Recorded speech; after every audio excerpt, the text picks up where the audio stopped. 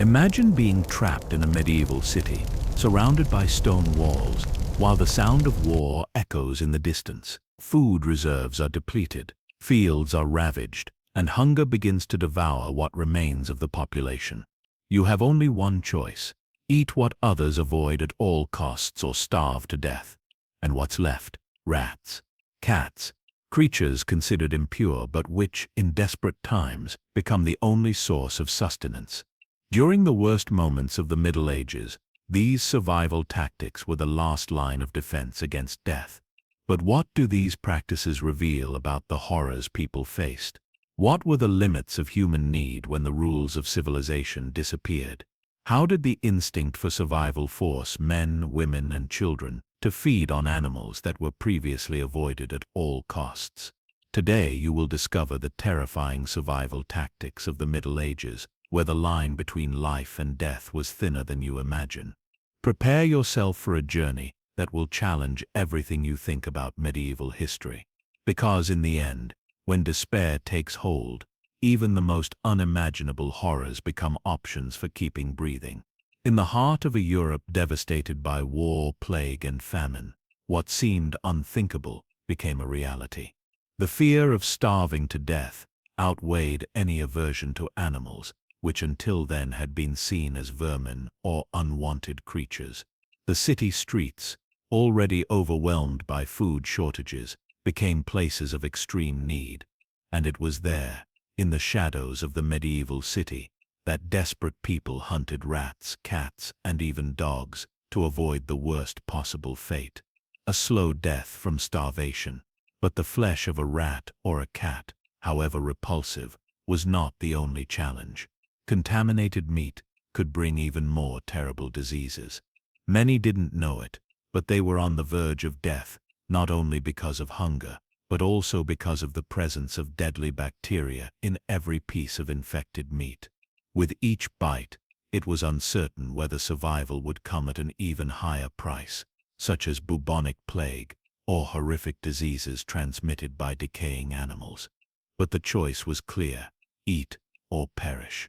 Behind this extreme necessity, there was also a struggle for human dignity. Many resorted to this last option simply to maintain their sanity, to avoid succumbing to utter despair. But while rats and cats were seen as a last resort, there were other cruel aspects of medieval life that only worsened the situation. Hunger and misery made no distinction between social classes. Even those who seemed to have a better life were at the mercy of the same horrors as the poorest of commoners. Even when the fields began to fill again, the scars left by that period of extreme need would never disappear. The survivors were marked by traumas that went beyond physical hunger, but also psychological. How did they live with the memory of having consumed the unthinkable? And darkest of all, what would happen if, after all, war and plague returned to steal again what had been conquered with so much pain? These stories, often forgotten or ignored, show us a brutal reality of the Middle Ages that goes beyond castles and knights. They remind us that when survival is at stake, even the deepest human repulsions can be overcome. And you, in your comfortable position today, could you really imagine what you would do in the face of such despair? Prepare yourself, because what you are about to discover will challenge your understanding of the limits of human endurance and the dark history of medieval survival. The granite walls of Gravenhold offered no solace, only the stench of waste and the looming silence of starvation.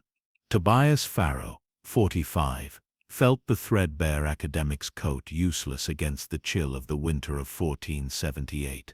I watched Jessamine Rourke, 28, her scarred hands efficient, setting the wire loop of the rat-catcher's snare near the drain mouth. "You're wasting the bitter root antiseptic on that," I muttered, watching her wipe down the latest carcass, a meager grey necessity under the gutter's decree. She didn't look up. "It's the fever that worries me more than hunger, Tobias. You choose a certain slow death now, or the possibility of a swift one later. No other calculation remains in this city." The repulsive meat, riddled with potential blight, forced us to confront the true boundary where survival swallowed all moral code. I knew the agonizing bite would bring brief nourishment, but also the terror of the plague reckoning. The granite walls of Gravenhold offered no solace, only the stench of waste and the looming silence of starvation. Tobias Farrow, 45, felt the threadbare academic's coat useless against the chill of the winter of 1478. I watched Jessamine Rourke, 28, her scarred hands efficient, setting the wire loop of the rat-catcher's snare near the drain mouth. "You're wasting the bitter root antiseptic." "On that," I muttered, watching her wipe down the latest carcass, a meager, grey necessity under the gutter's decree. She didn't look up. "It's the fever that worries me more than hunger. Tobias, you choose a certain slow death now, or the possibility of a swift one later. No other calculation remains in this city. The repulsive meat, riddled with potential blight, forced us to confront the true boundary, where survival swallowed all moral code. I knew the agonizing bite would bring brief nourishment, but also the terror of the plague reckoning. The damp air of the lower city, the area known before the siege as the Merchants' District, now simply the Gullet, held the collective breath of the dying. Every face I saw was a study in gaunt exhaustion, the worry lines around my own eyes merely mirroring the maps etched onto the populace. My hands, once precise in turning the pages of ancient texts, now trembled with a hunger that defied rational suppression. I clutched the tiny vial of bitter root antiseptic, its contents now more precious than gold or life itself, because it represented the last futile nod to cleanliness, to order, to the world that existed before the gates sealed. Jessamine secured the snare, the thin wire loop disappearing into the murky darkness of the drain. She moved with an economy of motion born from endless necessary repetition. She was not tormented by morality. She had shed that skin the moment the city's granaries were emptied, replacing philosophy with pure kinetic pragmatism. She had survived the first worst wave of starvation by accepting the truth before anyone else. The only currency left was protein, no matter how foul the source. If the sickness takes you, what good is the extra day? I pressed, the question hollow, ritualistic. I knew the answer. The extra day meant one more chance for the siege to break. One more dawn, one more flicker of light against the oppressive granite shell we called Gravenhold. "If the hunger takes you, there is no chance at all," Jessamine replied, her voice flat, devoid of inflection. "The plague is a lottery, Tobias. Hunger is a guarantee." The gutter's decree wasn't formally declared by any lord or council. It was a consensus reached in the dark, desperate corners of the city, driven by the absolute necessity of consuming the undesirables. Dogs, once companions, vanished first, then the cats. Now, only the rats, fattened on human waste and the decaying refuse of a collapsing civilization, remained in sustainable numbers. The sound of a trapped squeal, muffled and quickly silenced, was now the sound of supper, a grim promise of life extending into the uncertain tomorrow. We waited, huddled near a broken cobblestone fountain. The city was defined by its sounds of suffering, the hollow coughs of the sick, the distant thud of siege engines, though less frequent now, perhaps indicating the enemy too was suffering, and the persistent gnawing silence of fear. Jessamine straightened, pulling the snare. A flash of grey fur, swiftly contained in the netting. It was a large specimen, possibly worth a full day's meager sustenance for both of us. The repulsive reality of the catch hit me, a wave of nausea competing with the sharp pain in my stomach. I was gaunt, deeply etched worry lines around my perpetually exhausted eyes. I looked like a mirror, reflecting the misery of Gravenhold itself. "Hold it away from the fabric, Tobias," she warned, though my threadbare academic's coat had long lost any pretense of dignity or cleanliness. I watched her expertly dispatch the creature. This process, the killing, the skinning, the futile attempt at sanitation, was a ceremony of degradation. I uncorked a bitter root antiseptic, pouring a small, measured drop onto the tiny blade she used. The herbal solution offered a faint, fleeting scent of a summer meadow, a jarring contrast to the stench of the gutter and the raw, musky odor of the kill.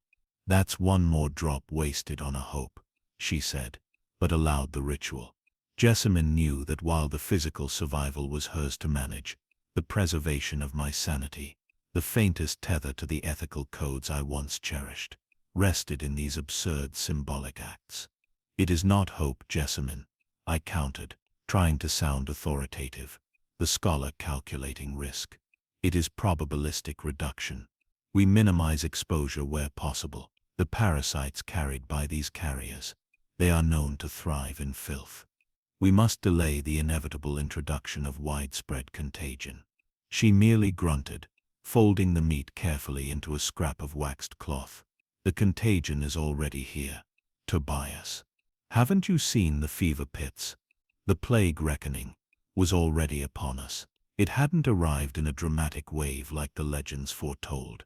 It was a creeping sickness, insidious, carried in every desperate bite of tainted flesh. I had seen the faces of the afflicted, the rapid onset of the burning fever, the yellowing of the eyes, the horrific creeping sickness that turned extremities black and brittle. It was a silent internal siege, far more terrifying than the men hammering at the granite walls. The terror wasn't just in dying, but in realizing the mechanism of death. We had invited the killer inside us, welcoming it disguised as salvation. We started toward our squat in the ruins of the old library. The walk took us through the central square, a place that even a year ago had bustled with markets and life. Now, it was a wide, ash-choked expanse, where the only activity was the occasional desperate scavenger. It was there, near the cracked statue of the city's founder, that we encountered the physical manifestation of our collective collapse, the vulture feast. A small, scrawny city dog, one of the last perhaps driven mad by hunger, had been struck by a falling piece of rubble, or perhaps clubbed by a starving guard. Its carcass lay halfway exposed on the cobblestones. The smell was already wrong. This creature had been dead too long, its belly distended, the meat surely riddled with rot and blight. A group of perhaps 30 people had converged on it, their actions immediately erasing any faint line between human necessity and animal frenzy. They weren't negotiating, they were fighting. I saw a former goldsmith, Master Elms, a man whose hands had once crafted delicate filigree, now tearing savagely at a piece of the leg, his eyes glazed over. A woman, whose silk dress was now reduced to filthy rags, fought him with manic strength, clawing at his face to steal a small sliver of hide. "Stay back, Tobias," Jessamine hissed, pulling me into the shadow of a collapsed column. Her hand tightened on my arm, her strength surprising. I watched, horrified, the sight burning into my memory. This wasn't just desperation. It was the final, irreversible loss of dignity. This was the moment where misery became a terrifying equalizer. Master Elms, who had hoarded tins of dry biscuits for weeks after the siege began, believing his wealth would insulate him, was now groveling in the dirt, fighting a pauper for a meal that would likely kill him faster than hunger would have. One man, who had managed to secure a piece of the ribs, retreated, clutching his prize. He didn't run far. 2 others, skeletal shadows, tackled him. There was a sickening sound of struggle, followed by a wet tearing. They weren't fighting for the meat. They were fighting over the portion that was already secured. "We must move. Quickly," Jessamine urged. Her face was set, yet I saw a flicker of genuine revulsion in her usually cold, focused eyes. Even she, the fiercest pragmatist, recognized the absolute horror of this spectacle. The vulture feast was not survival. It was the definition of absolute degradation. "They will surely get the sickness from that," I murmured, watching the carnage with a sick fascination. "It's already rotten. It's a death sentence." "Then let them claim their death sentence far from our paths," Jessamine retorted, pushing me down a narrow, darkened alleyway toward the old library ruins. "Their choices do not concern us, only our own, but their choices did concern me. Their choices were our fate, slightly delayed. We were surviving by consuming the repulsive, gambling against the plague reckoning every time we swallowed. The image of the goldsmith's maddened face, smeared with gore and dirt, remained etched behind my eyelids. In the relative safety of the broken library stack, Jessamine prepared our meal. She meticulously sliced the rat meat, boiling it in the small amount of water we rationed from the contaminated well, trying to use heat where sanitation failed. I watched, counting the calories, calculating the remaining drops of bitter root antiseptic, maybe enough for 5 more meals, if I was excessively parsimonious. "You're calculating again, Tobias," she observed, without looking up from the sizzling meat. The smell was acrid, oily, and distinctly not food, yet my stomach cried out in violent anticipation. "I am calculating the mortality rate," I admitted, leaning against the cold stone. "Based on the reported cases near the fever pits, and the incubation period of the creeping sickness, we are past the point of localized illness. The gutter's decree has ensured systemic infection. Every 3rd catch, I estimate, carries a lethal strain of bacterium or parasite capable of penetrating our starved immune systems. Then we must hope we are the 2/3, she stated simply, offering me the meager cooked portion. I took the food. It was warm, greasy, and tasted overwhelmingly of musk and desperation. I chewed slowly, agonizingly, trying to separate the necessity of the nutrient from the horror of the source. With every desperate, agonizing bite, I tasted not just the foul meat, but the metallic tang of fear, the terror that this meal, meant to usher in life, might instead introduce the swift, horrific death of fever. We ate in silence, the quiet punctuated only by the distant rhythmic pounding of the siege engines, the pulse of our confinement. The days blurred into a continuum of gray ash, cold granite, and grinding hunger. The plague reckoning intensified rapidly. It seemed that the frenzy of the vulture feast had accelerated the internal collapse. More people were collapsing on the streets, not from starvation, but from the searing heat of the inner fire. I saw the distinct signs of the sickness everywhere. I noticed the tremor in the hands of the elderly woman who lived 2 floors below us. I saw the telltale darkening blotches appearing on the face of a young boy begging near the city garrison. My intellectual distance evaporated. The probability had become palpability. One morning, Jessamine woke with a dry, hacking cough. My blood ran cold. I immediately reached for the bitter root antiseptic. "No," she whispered, her voice rough. "Save it. It's likely wasted." "I cannot simply watch you decline," I protested, frantic. I was the academic, the rationalist. I should be able to solve this. If it is the creeping sickness, nothing can save me, Tobias. If it is a mere chill, then save the drops for the fever. We have too little left to spend on hopeful thinking. But I insisted, forcing her to swallow a generous, perhaps reckless portion.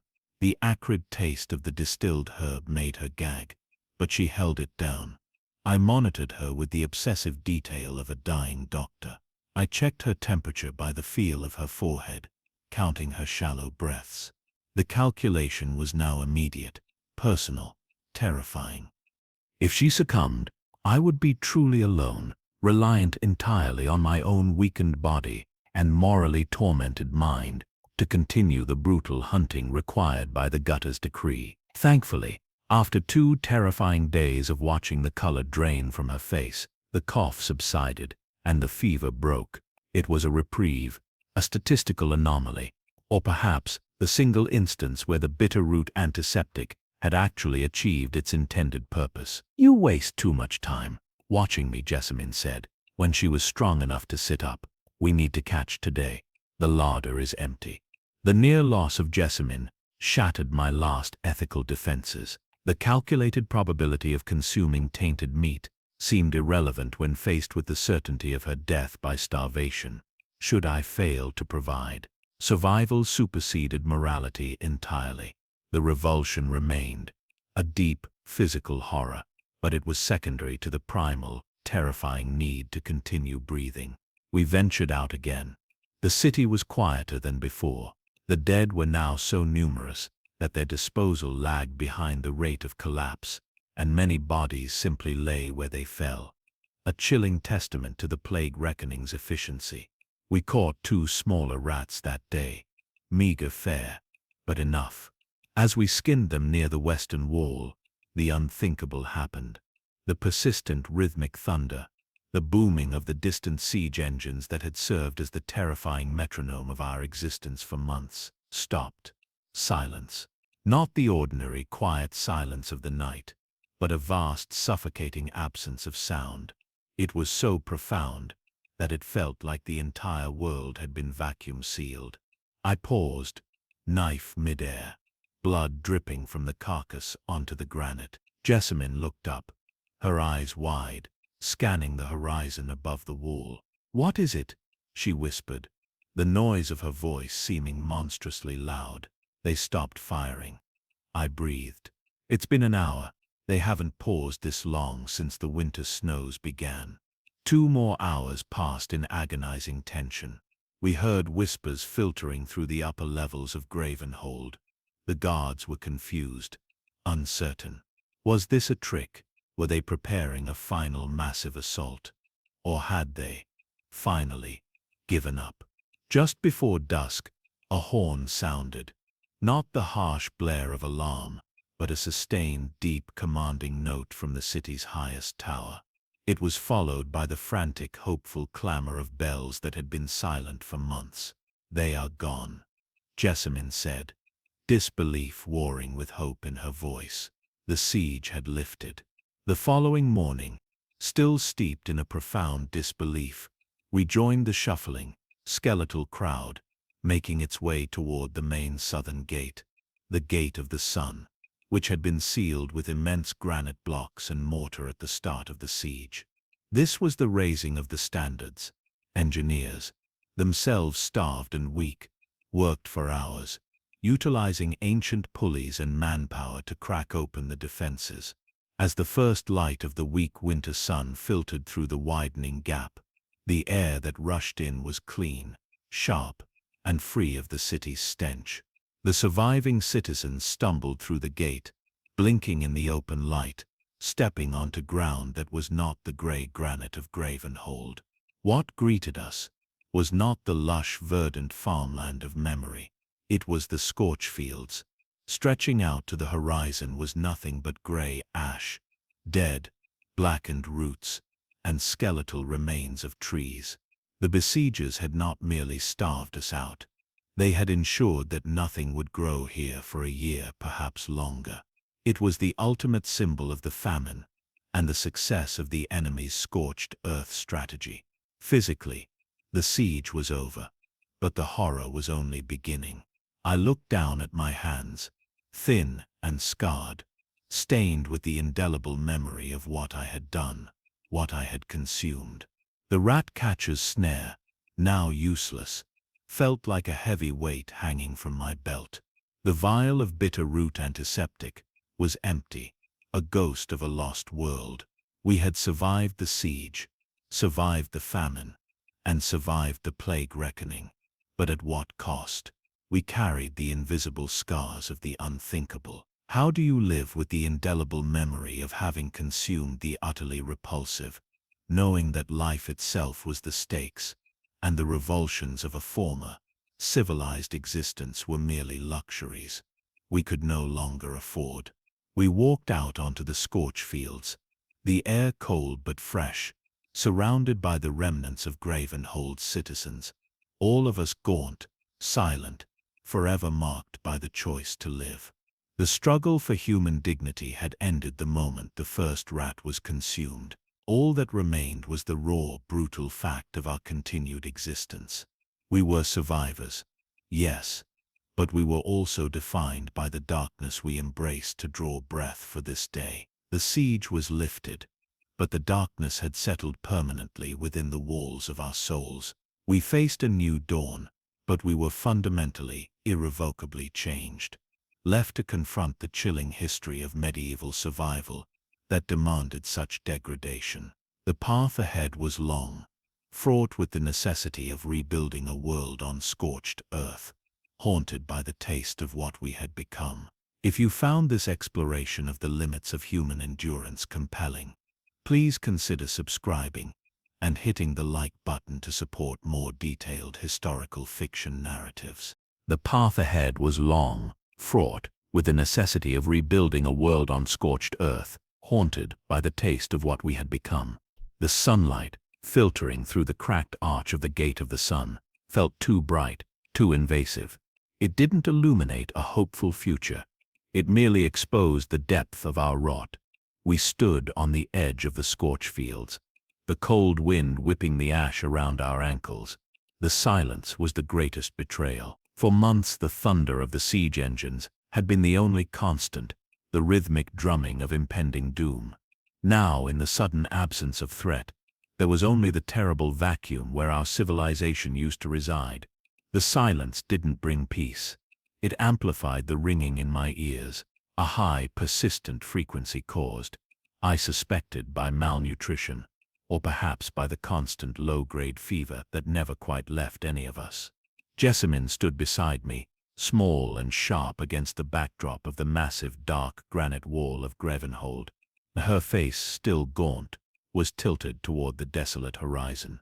She was watching a woman nearby, who had stumbled through the gate and immediately begun to vomit violently onto the ash, not from sickness, but from the sudden overwhelming relief, or perhaps the profound, instantaneous horror of realizing she had survived.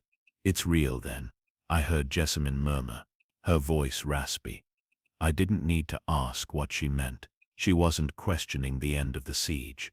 She was questioning the reality that we were still standing, that the gamble had paid off, that the horrifying choices had led to this uncertain gray dawn. The calculation had proven correct. Possibility of plague later, rather than certainty of starvation now. Yet, looking at the gray landscape, I realized the cost of that calculation was infinite. We walked into the scorch fields. The ground crunched underfoot, not frozen earth, but carbonized matter, the remnants of fields that had once fed a city of 40,000 souls. The enemy's scorched earth policy was a monument to malice, ensuring that even in victory, we inherited nothing but ash and the memory of our consumption.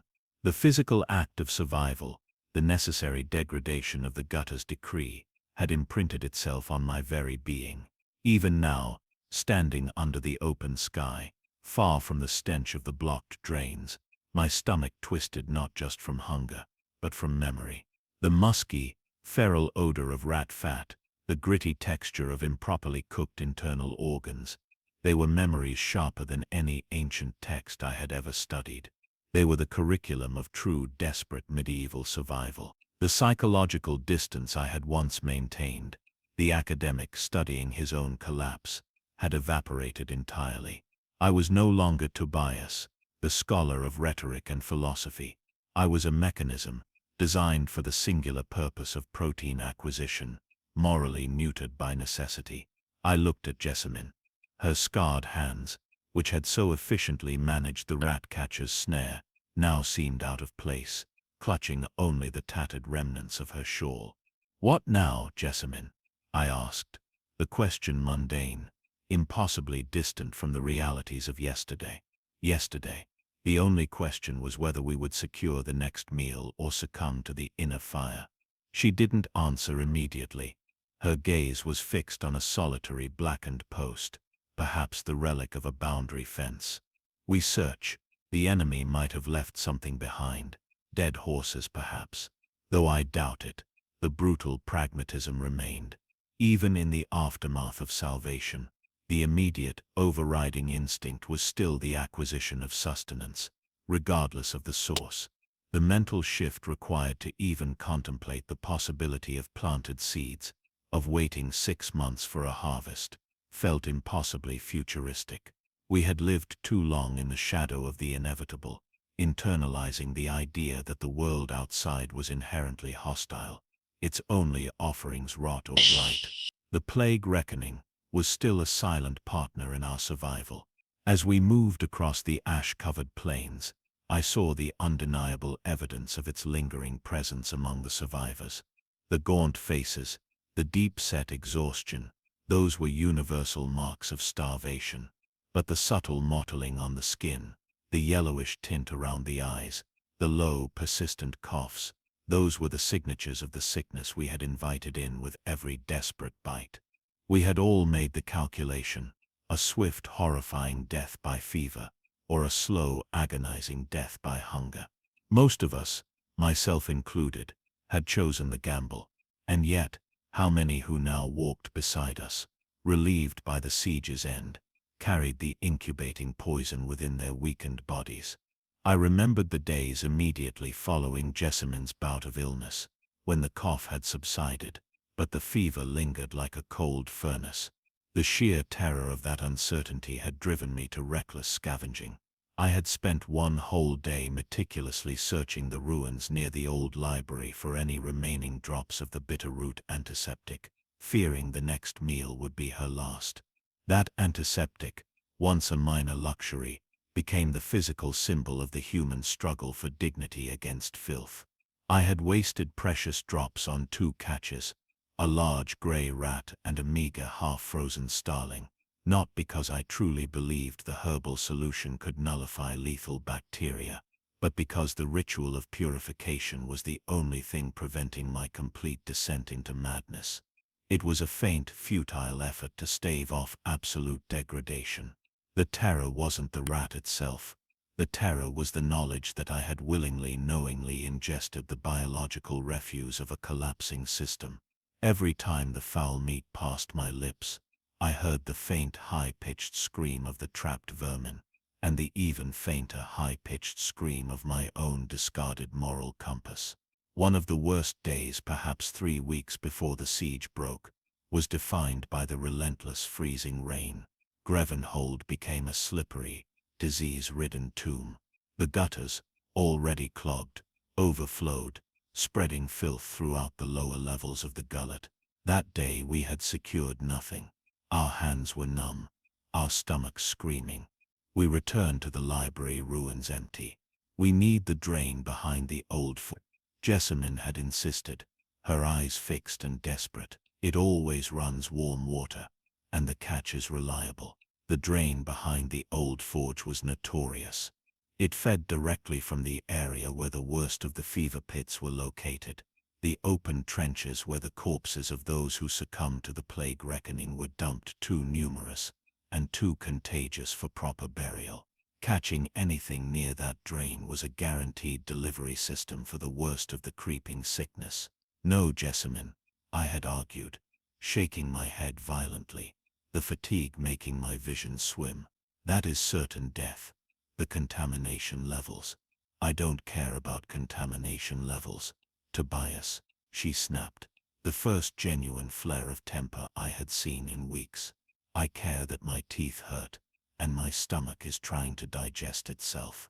If we don't eat, we die tonight. If we eat that, we die in 3 days. 3 days is worth the risk. She left before I could respond, clutching the rat catcher's snare.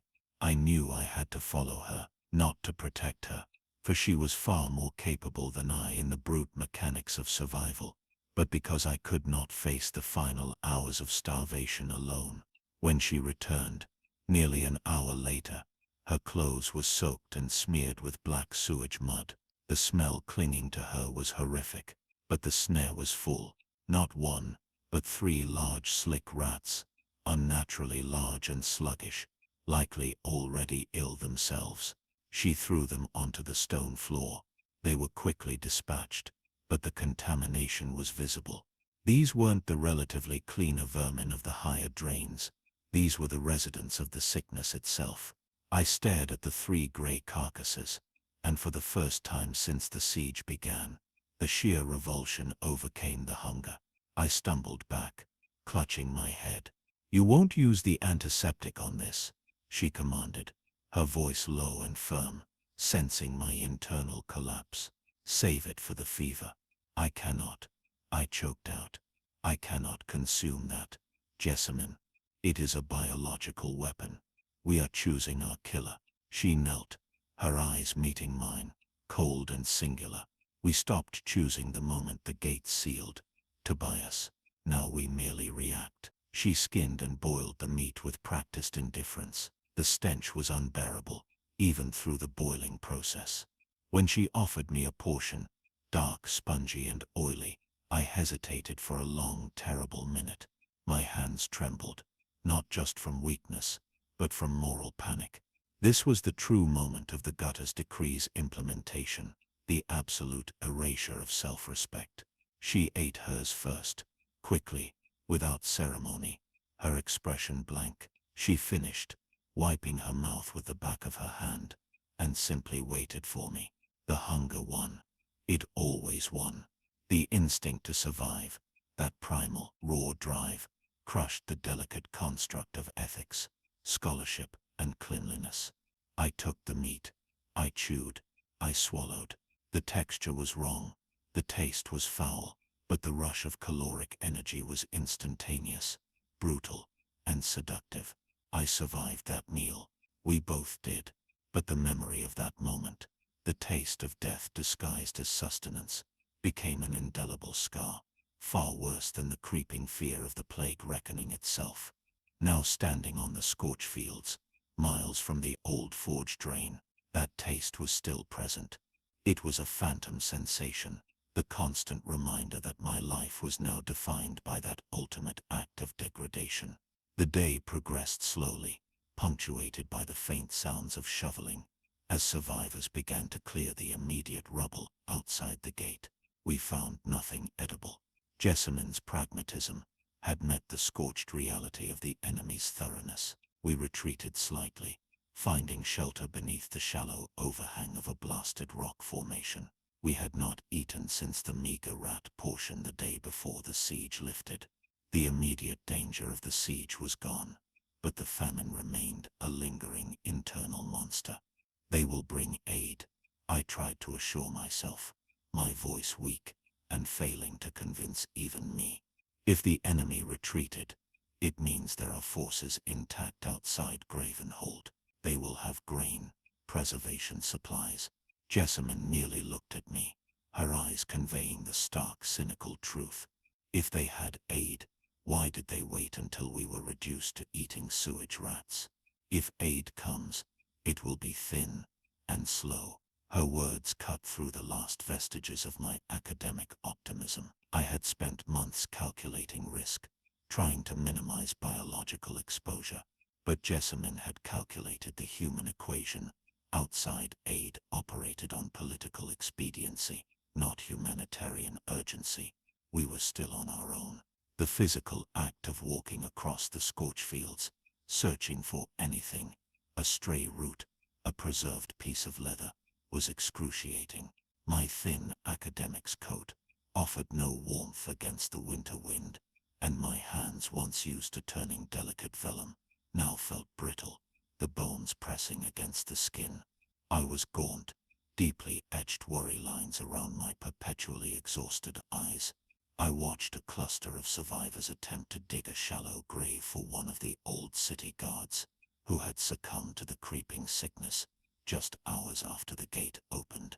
The sickness didn't care that the siege was over. It simply claimed its due. The realization of the true scale of the plague reckoning hit me then, not as a statistic, but as a shared fate. Every single person emerging from Gravenhold was a carrier, a ticking clock, or a miracle survivor. The repulsive meat had achieved what the enemy engines could not: systemic contamination.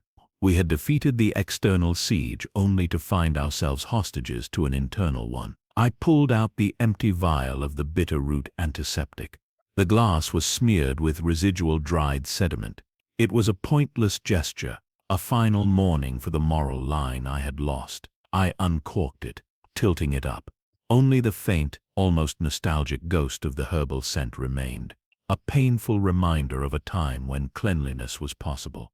"Do you ever think about the taste of bread, Tobias?" Jessamyn asked suddenly, her voice low. The question caught me off guard. Bread, yeast, flour, warmth. A taste so distant it felt mythological. "I try not to," I admitted. Nostalgia is counterproductive. It introduces emotional variables into necessary calculation. I don't mean white bread or sweetened cake, she clarified, kicking at a lump of charred wood. I mean the texture, the density, something that doesn't scream death with every chew. We sat in silence, meditating on the absence of proper sustenance. We were surrounded by the promise of freedom, yet still bound absolutely by the chains of hunger and contamination. The sun began to set, turning the scorched fields a terrible vivid orange. The survivors began clustering back toward the protection of the massive granite walls of Gravenhold. We may have been free, but the cold safety of the citadel, our tomb, our shelter, still beckoned. As we walked back, I saw an old man, perhaps 80, hunched over something small in the ash. He was alone, isolated from the other groups. His movements were slow, furtive. Curiosity, or perhaps a lingering flicker of the scavenger instinct, drew us closer. He was examining a dead creature, a weasel perhaps, or a large field mouse, recently expired. It lay curled and still. The man poked it gently with a stick, checking for rigor mortis, checking for obvious signs of internal rupture or visible blight. I recognized the meticulous inspection, the same calculation Jessamine and I performed every time we used the rat catcher's snare.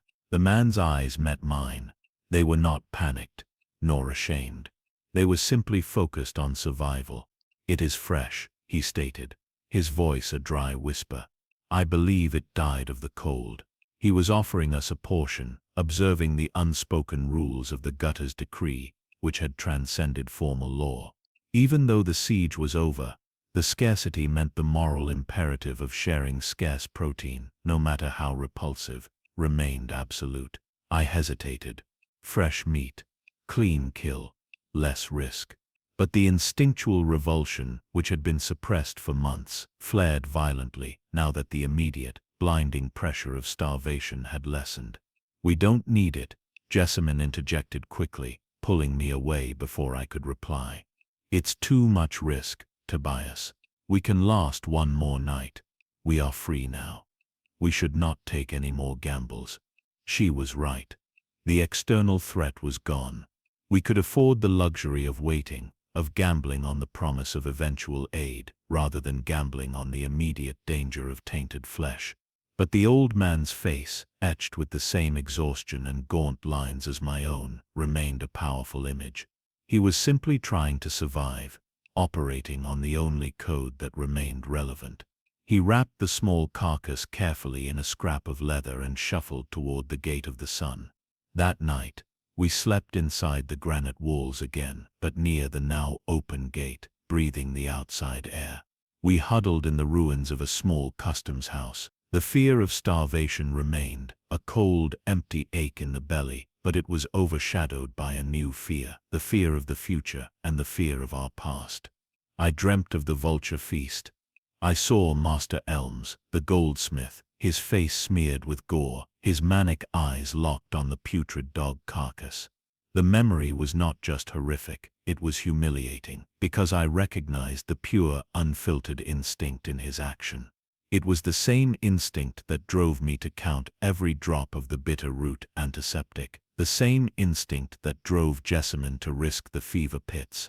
Misery had been the ultimate equalizer, stripping away wealth, profession, and status, reducing all of Gravenhold's citizens to desperate scavengers fighting over tainted scraps.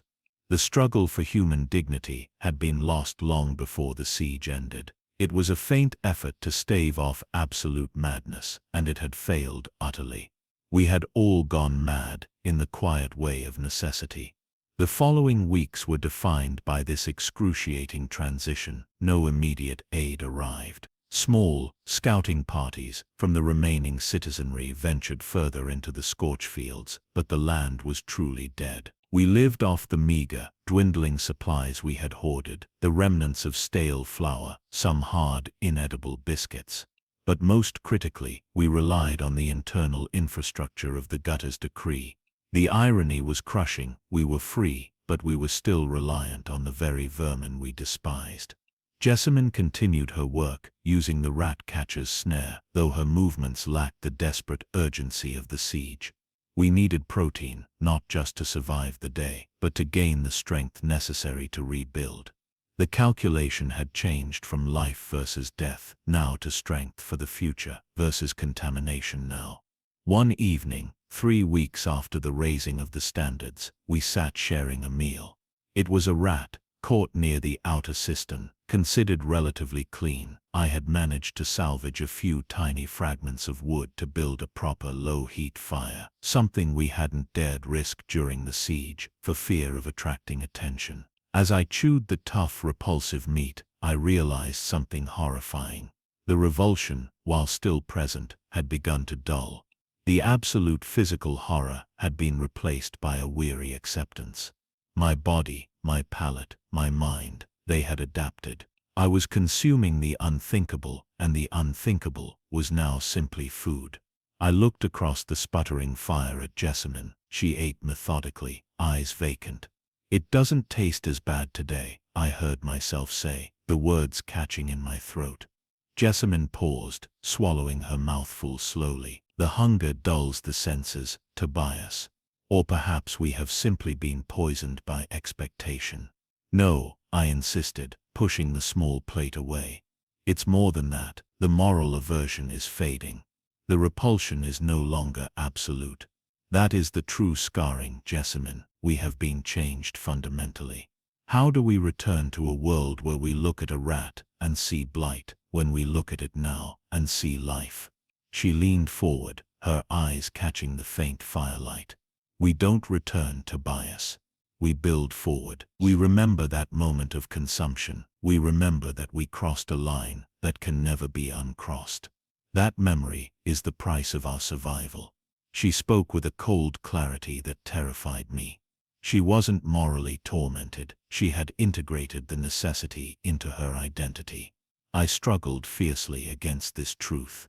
I was the academic, the keeper of culture. I had to cling to the memory of the moral torment, because if I accepted the repulsive as neutral, then everything I once stood for was meaningless. "The memory remains," I argued, my voice trembling. "It must. When the fields are sown anew, when we eat proper grain, how do we look at our neighbors, knowing that we shared in this cannibalism of filth? How do we look at ourselves?" The question of living with the indelible memory was the final, devastating chapter of our survival. The siege had been lifted, the fields were awaiting new life, but the internal scarring was profound. The following day, a contingent arrived. They were not an army, but a relief column, skeletal riders from a distant, unaffected southern province, alerted by the cessation of the siege engines. They brought grain, hard cheese, and medical supplies. The relief was swift, brutal, and utterly overwhelming. I remember standing in the central square of Gravenhold, watching the grain sacks being unloaded. The sheer volume of the food was shocking. A single sack contained more sustenance than we had collectively found in weeks. The crowd went silent, then erupted in a wave of weeping and uncontrolled gratitude. Jessamine and I received our ration, a small loaf of coarse, heavy bread, and a wedge of cheese. It felt heavier than gold. We retreated to the library ruins to eat it. I held the bread in my hands. It smelled yeasty, earthy, clean. I took a bite. The texture was overwhelming. The taste was rich, dense, and pure. It was not merely food, it was the taste of the world before the sealed gates, before the gutter's decree. The contrast with the repulsive meat we had consumed for months was so stark, so absolute, that my body violently rejected it. I immediately doubled over, vomiting the pure, wholesome food onto the gray granite floor. Jessamine watched, her expression pitying but unsurprised. She ate her bread slowly, meticulously, controlling the transition. "The body remembers the poison, Tobias," she observed. "It has been trained to accept the low road." The process of refeeding the survivors of Gravenhold became a medical disaster. The starved bodies, adapted to digesting vermin and resisting creeping sickness, often failed when presented with rich, clean food. Many of the weak died not from the plague, nor from starvation, but from the sudden, overwhelming presence of normal food. The plague reckoning continued its slow, silent work among the survivors, often hastened by the sudden shock of relief supplies. Those who had been strongest, who had relied most heavily on the tainted meat, were often the most susceptible to the delayed infections. I began to work with the relief physicians, utilizing my academic precision to document the lingering effects. The physicians were horrified by our accounts, horrified by the plague reckoning that had erupted from our desperate consumption. Rats and stray dogs, a young physician named Elijah muttered, shaking his head as he documented the black mottling on the skin of a victim. You introduced every parasite known to man, compounded by sewage bacteria. We introduced the only source of protein available. I countered, my voice flat. The alternative was to watch our children digest their own organs. It was a necessity, doctor. A calculated risk of swift death versus certain death. The calculation was mathematically sound, but morally bankrupt. The most profound difficulty lay not in the physical healing, but in the social reintegration. How do you return to polite society when your existence has been defined by the fight for rotten dog meat? The survivors of Gravenhold formed a silent caste. We recognized each other by the gaunt faces, the deep, knowing exhaustion, and the terrible shared knowledge. We never spoke of the gutter's decree, or the fever pits, or the taste of the repulsive meat. But the silence was louder than any confession. I noticed even months later, when the first tentative plantings were made on the edges of the scorch fields, that if I saw a stray movement in the periphery, a rat darting into a shadow, my first automatic response was not revulsion, but the involuntary assessment of its size, its fat content, and its proximity to a drain. The predatory instinct, honed by starvation, was permanent. Jessamine thrived in the postage chaos. She was practical, organizing work details, her scarred hands efficient in clearing rubble. She never looked back, only forward. She had accepted the moral compromise as a necessary transaction for continued life.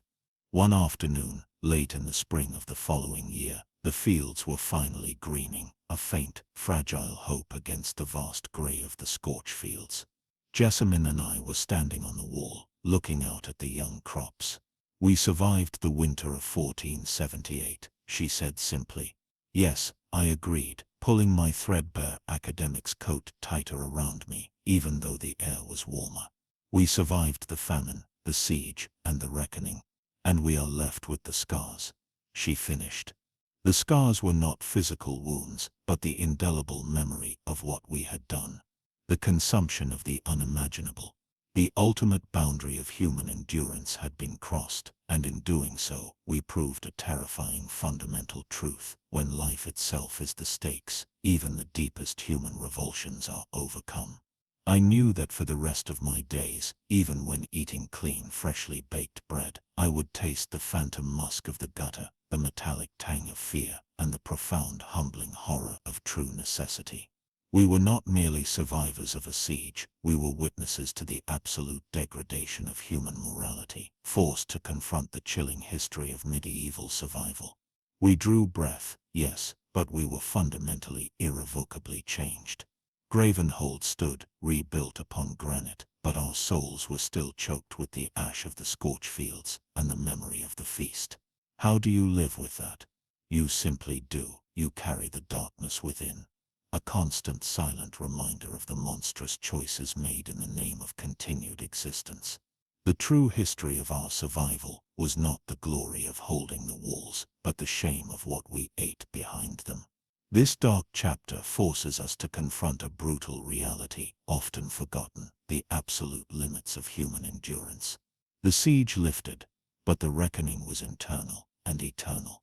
If you found this exploration of the limits of human endurance compelling, please consider subscribing and hitting the like button to support more detailed historical fiction narratives. The process of refeeding the survivors of Gravenhold became a medical disaster. I stood beside Dr. Elia in the makeshift clinic, a section of the city armory where the floor had been crudely scrubbed but still smelled faintly of iron, vomit, and the pervasive musk of fever. Elia, a physician from the southern province, was visibly strained.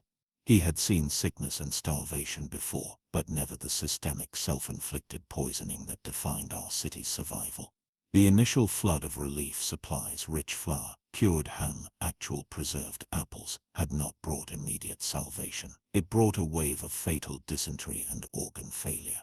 Our stomachs, accustomed to the gritty, oily refuse of rats and the diluted broth of boiled sewage-tainted bone, revolted against the purity of grain.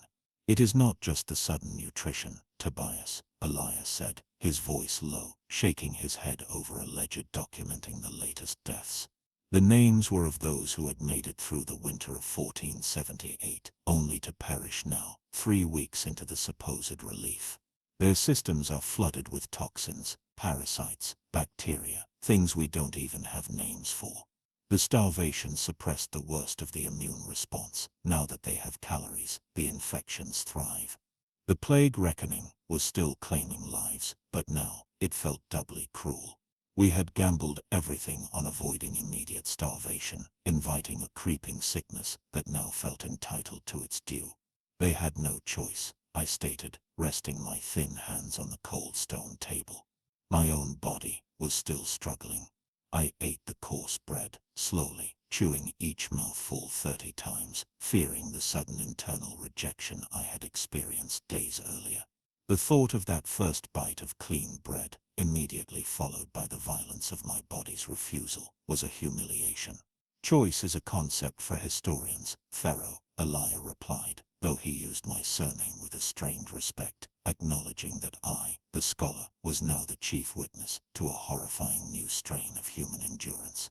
What haunts me is the source, the rats, the dogs. The dogs. The stories I hear about the fever pit's drain, was there no alternative? I looked away, toward the courtyard, where the survivors were lined up, patiently awaiting their meager, measured rations that were now being treated less like food, and more like medicine, given only in small, easily digestible gruel form. The gutter's decree was absolute, I explained, my voice flat. The enemy's siege was designed not just to break our walls, but to break our internal economy. When the last granary dust was gone, and the livestock were eaten, the boundary, where human necessity overrides every moral and societal code, was breached. It happened swiftly. One day, the vermin were filth. The next, they were the only viable choice. The next, they were the only viable choice. The memory of the vulture feast returned then, sharp and intrusive, as it often did when I tried to rationalize the degradation to an outsider. It was perhaps the lowest point of the winter of 1478, the absolute, undeniable erasure of human dignity. It had been bitterly cold, weeks before the raising of the standards. Hunger had become a physical entity, a grinding ache that never subsided. The air in Gravenhold was stagnant, the heavy, dark granite walls trapping the smell of sewage, coal smoke, and desperation. We were running low, even on the vermin. The rat catcher's snare brought back smaller, weaker catchers each night. We heard the commotion near the Gate of the Sun, a shouting match, then a desperate, guttural screaming. Jessamine and I had been near the ruined apothecary, searching for anything remotely combustible. We moved toward the noise, our instincts honed not by curiosity, but by the instantaneous recognition of a sudden, unexpected resource. The source of the conflict was a dog. Not a stray, but one of the city watch's remaining working hounds, now dead. It lay on the frozen street, partially crushed by a piece of falling masonry, a tragic but definitive kill. It was not a fresh kill. The dog had likely died a day earlier, perhaps from internal injury, and rigor mortis had set in, but it was meat. A substantial volume of it.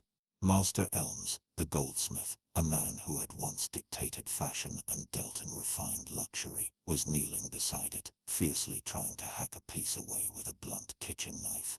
He was a large man, but his weight had melted away, leaving his frame slack and heavy. A younger man, A former apprentice from the Tanner's Guild wrestled with him, shouting incoherently about rights, about who had seen it first. Then the mob descended. They came from the alleys, drawn by the scent and the noise. They were not rational beings. They were hunger personified. They were not rational beings. They were hunger personified. The scene instantly dissolved into a raw, brutal scramble. I watched, horrified, as Master Elms, the man who had hosted elegant dinners in his fine house, now tore at the frozen hide with his bare, cracked hands. The dog's carcass was rapidly obscured by grasping, desperate figures. There was no order, no discussion, only the primal, absolute imperative of acquisition. Teeth, nails, shards of rock, anything was used to tear away a strip of flesh, fat, or even sinew.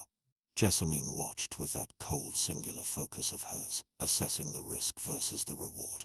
"We can't approach that," I whispered, physically sickened. "It's rotten, it's contaminated, it's a guaranteed plague vector."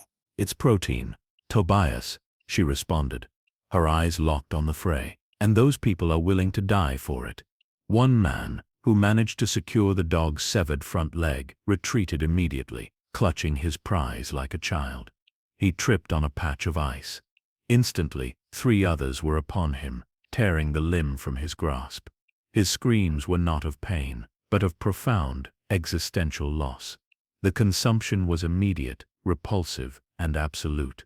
They weren't waiting to cook it.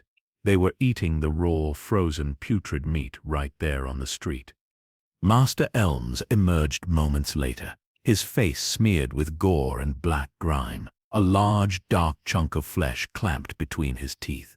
His eyes were wide, manic, locked on nothing but the biological fulfillment. That was the moment. Seeing the sophisticated, refined goldsmith reduced to a savage, consuming carrion, at the last remnants of my faith in societal order shattered. The vulture feast. It wasn't just a horrific incident. It was the ultimate public ritual marking the full implementation of the Gutter's decree. I felt a sudden nausea even now, standing in the clinic months later, breathing clean air. The indelible memory was a corrosive acid on my soul. They were reduced to consuming creatures previously deemed utterly repulsive. I finished, leaning heavily against the wall. Misery is a terrifying equalizer. Doctor, the highest and the lowest shared that meal. Elias sighed, rubbing the bridge of his nose. And the result is the plague reckoning. We estimate 1/3 of the surviving population has some level of creeping sickness or parasitic infection that will likely shorten their lifespan drastically. You survived the siege, Pharaoh, but you invited death into your digestive tracts. I nodded.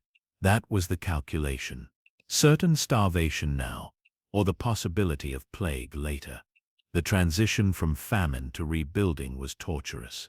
Every day, Tobias Pharaoh, the scholar of rhetoric, had to fight the urge to revert to Tobias Pharaoh, the efficient scavenger.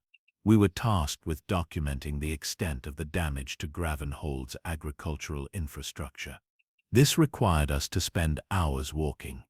The scorched fields, the endless stretches of gray ash and dead, blackened roots were a monument to malice.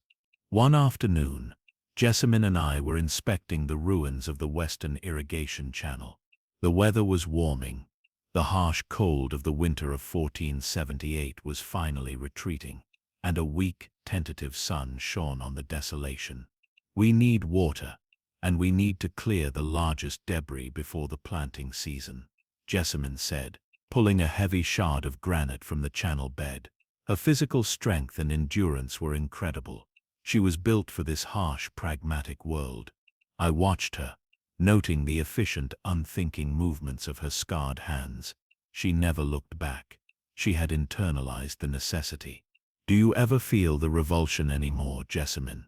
I asked suddenly. She stopped working, looking up at me, her small, wiry frame outlined against the gray landscape. Her eyes, usually so cold and focused, narrowed slightly, signaling impatience with my intellectual agonizing. "The revulsion is a luxury, Tobias. I reserve my energy for digging. But the memory, the taste of the drain rat, does that not cling to you?" Do you not recoil from the fact that our lives were extended by that filth? She dropped the granite shard, the noise echoing sharply. I remember that the alternative was freezing to death while my body consumed my muscles. I remember that the feeling of caloric energy, brief and brutal as it was, allowed me to draw breath for another day. That is the only memory that matters. Her pragmatism was a shield I could not wield. I needed the moral torment. I needed the revulsion to prove that the core of Tobias, the scholar, had not been utterly consumed by the scavenger. If we lose the revulsion, we lose our humanity, I insisted. If we died of starvation, we'd lose our lives. She countered immediately. The former is merely inconvenience. The latter is permanent. You worry about abstract concepts. Pharaoh, I worry about the 6 months between planting and harvest. If the first crop fails, your philosophical purity won't feed anyone. She was right, of course. Her perspective was brutally direct, adhering to the absolute limits of human endurance. Yet, her lack of torment was terrifying. I found myself continually returning to the small, subtle physiological betrayals. I carried the phantom scent of the gutter with me, a persistent odor I could never fully wash away. More often, the involuntary assessment mechanism kicked in. We were walking through the overgrown, bombed-out area, near the lower city barracks when I saw it. A blur of movement, a large, dark brown rat darting across the rubble and disappearing into a cracked foundation. My mind immediately registered size, excellent, speed, healthy, potentially clean kill. Escape route, predictable. It was an instantaneous calculation, entirely subconscious. The academic in me watched the scavenger react, cold horror washing over me. Even with sacks of imported grain stacked safely within graven hold, even with the faint hope of future harvest, the deep, hard-wired instinct remained. The sight of a rat was no longer a sign of blight. It was a resource evaluation. I stopped abruptly, forcing myself to stare at the spot where the vermin disappeared. Jessamine noticed my pause. What is it? I couldn't tell her. I couldn't articulate the shame of that split-second predatory thought. Nothing. Just the fatigue. She scrutinized me, knowing full well I was lying. You are still hungry, Pharaoh. The mind adapts, but the body remembers the acute need. But it wasn't the need that terrified me. It was the readiness, the acceptance.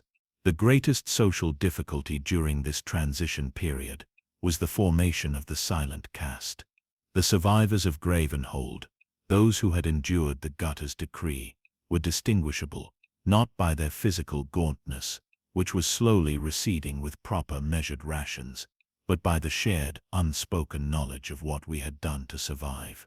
When the relief forces and auxiliary personnel from the outside provinces arrived, they saw a decimated, starving city. They saw heroism in our defense. They did not see the depths of our depravity.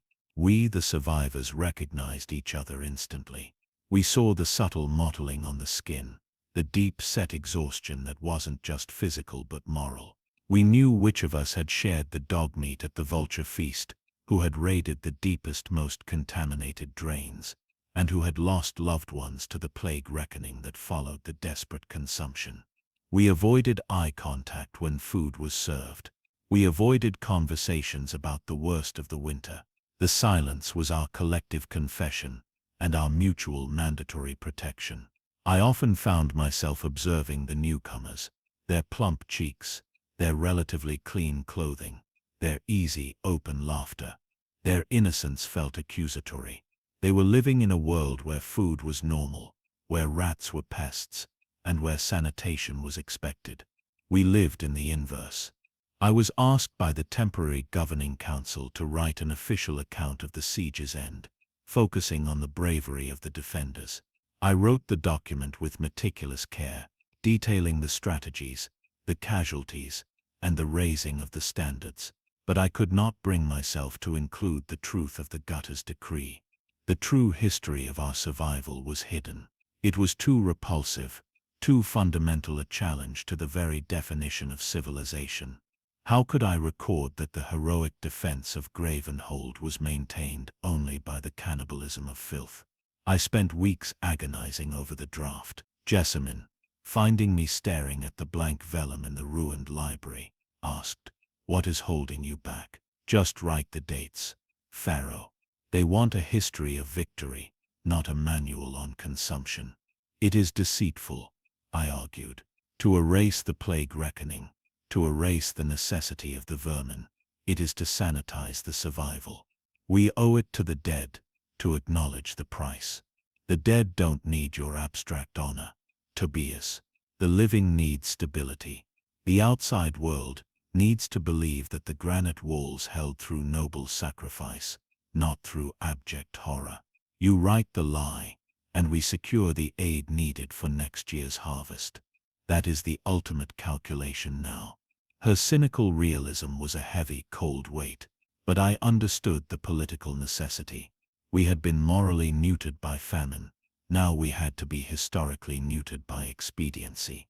The truth was simply too ugly to serve the needs of reconstruction. I wrote the account, omitting the most horrifying details. The vulture feast became a tragic skirmish over dwindling resources. The gutter's decree became a regrettable but necessary focus on self-sufficiency. The bitter-root antiseptic, which I had so futilely guarded, remained unmentioned, a private symbol of lost dignity. Yet the fight for dignity persisted, a faint, almost mad effort. For me it manifested in meticulous cleanliness. I would spend hours scrubbing my hands, trying to erase the phantom grease of rat fat. For others, it was the immediate rejection of anything, even slightly spoiled or suspicious in the new rations, an overreaction, born from months of ingesting lethal bacteria. The struggle wasn't just about food, it was about reclaiming self-respect from the absolute abyss. As spring deepened, the great undertaking began, sowing the scorch fields anew. It was an act of profound, almost religious faith. The land had been dead, scorched to ash, but the survivors worked tirelessly, breaking the hardened earth, introducing seeds imported by the relief columns. I worked alongside Jessamine, my thin hands clumsier than hers, unused to the spade and the hoe. The movement was repetitive, tiring, but grounding. With every turned clod of earth, there was the faint possibility of reversing the degradation. We paused for lunch one day, sitting on the edge of the newly turned field. We were eating the bland, filling gruel provided by the relief camp. A small bird, a fledgling starling, fluttered down nearby, pecking at the dirt. It looked healthy, small and fast. I watched it, and felt the familiar terrible twitch of the predatory instinct, the immediate, involuntary assessment. Jessamine, sensing my internal conflict, did not look at the bird. She looked at me. "It is not a necessity, Tobias," she said softly, anticipating my thought. "We are eating. We are safe." "I know," I replied, my voice rough. "But the impulse, it's always there. I see potential protein, not life." She reached out and placed a scarred hand briefly on my arm. "It will fade, or it will become a part of you. We are not the same people who entered Gravenhold, Pharaoh. The siege engines replaced the bells, and the vermin replaced the grain. That history is permanent," she continued, her gaze fixed on the field. "When the harvest comes, when we eat bread made from these fields, it will be the taste of salvation. But that taste will always be overlaid with the musk of the gutter. We consumed the unimaginable, and that consumption bought us time. That time is now spent building a future that pretends the price was never paid." That was the key, living with the indelible memory. It wasn't a wound that would heal. It was a scar that defined the new topography of the soul. We finished our meal in silence, the starling hopping safely nearby. I forced myself to see the bird as an element of nature, not sustenance. It was a conscious, agonizing effort to override the deeply conditioned instinct. As the weeks turned into months, and the green shoots of the first harvest began to emerge on the scorched fields. A semblance of routine returned to Gravenhold. The gates remained open. Supplies flowed steadily. The immediate, blinding pressure of famine was gone. But the social contract was permanently fractured. The surviving goldsmiths, academics, and merchants still retained their titles, but the absolute misery of the siege had permanently equalized them with the lowest pauper. We all shared the shame of the consumption. We all knew what we were capable of. I learned to live with the phantom tastes and the involuntary calculations. I continued my work, documenting the city's restoration, clinging fiercely to my identity as a scholar. But the scholar now had the hands of a scavenger and the instincts of a predator. I sometimes ran my tongue across my teeth, searching for the texture of grit, the musky oil of rat fat. The true victory wasn't holding the walls, it was living past the moment of utter moral collapse. The memory of consuming the unthinkable served as a brutal, constant reminder of human fragility and the terrible power of necessity. We had been forced to confront the history of survival, stripped of all romanticism. When the fields finally yielded the first, meager grain, not enough for a true harvest, but enough to bake a few small loaves, the city gathered in silence. The bread was coarse, heavy, and infinitely precious. I held my peace, the warmth comforting. I did not vomit this time. I chewed slowly, savoring the clean, pure flavor of life, returning to the earth. And yet, beneath the taste of yeast and flour, I felt the sharp metallic tang of the fever drain, the ghostly presence of the repulsive meat that had sustained me. Jessamine stood beside me, watching the crowd. Her eyes were still focused forward, pragmatic. "We survived," she murmured. "We survived, Jessamine," I confirmed. "But we are not clean." The scars remained. They were the silent pact between the survivors, the knowledge that we had crossed the boundary and returned, irrevocably changed. The siege was over. The fields were sown anew, but the reckoning was internal and eternal. We would forever carry the dark chapter within us, a testament to the fact that when life itself is the stakes, the deepest human revulsions are overcome, challenging our understanding of the limits of human endurance and the true, desperate history of medieval survival. We drew breath, yes, but we had been fundamentally redefined by the consumption of the unimaginable. If you found this exploration of necessity and endurance compelling, please consider subscribing and hitting the like button to support more detailed historical fiction narratives.